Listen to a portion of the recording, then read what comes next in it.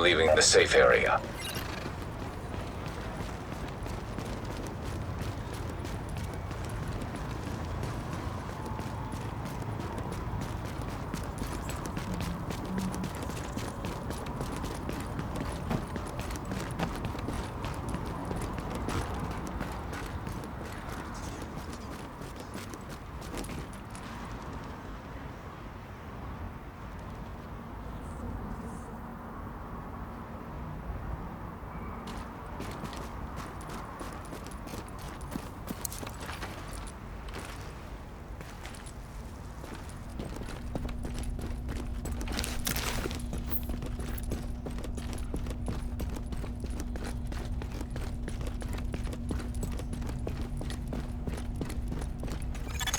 Readings indicate an echo nearby.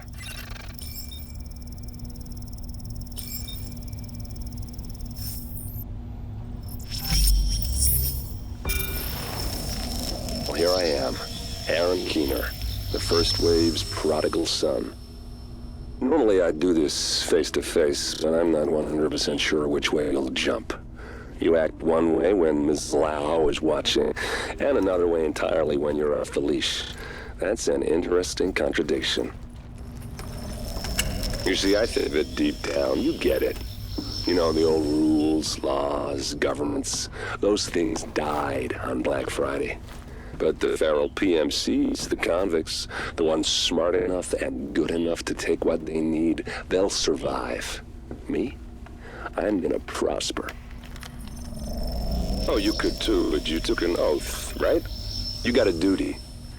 Those are both ways of saying that your conscience is fucking you. You ask yourself, who has earned a right to tell you what to do?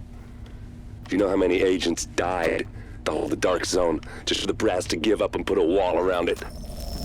You don't believe me? You should check the place out for yourself. But the people you're working for, they're irrelevant now. Amherst changed how the game is played, and I have got the vision to win. I got Chernenko, I got a DNA printer, and a very interesting recipe book. I'm gonna write my own rules. You should think about getting in on this thing. I'll be seeing you.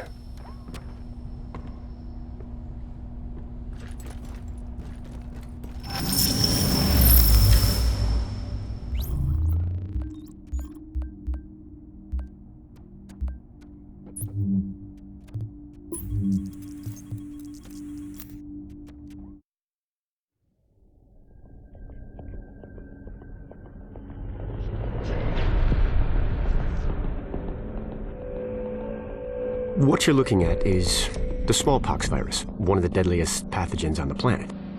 For centuries, it did a wonderful job of helping keep the human population in check. But times change, and sometimes Mother Nature needs a hand in improving her creations. Like, say, speeding them up a little bit, making them contagious when they should be quietly incubating in a host, or making them more lethal.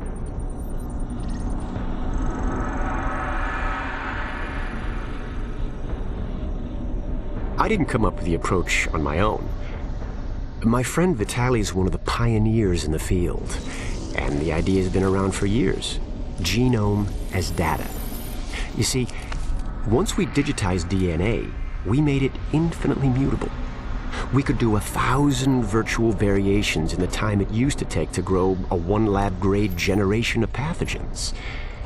And we could pick the best, most lethal combinations and make them real.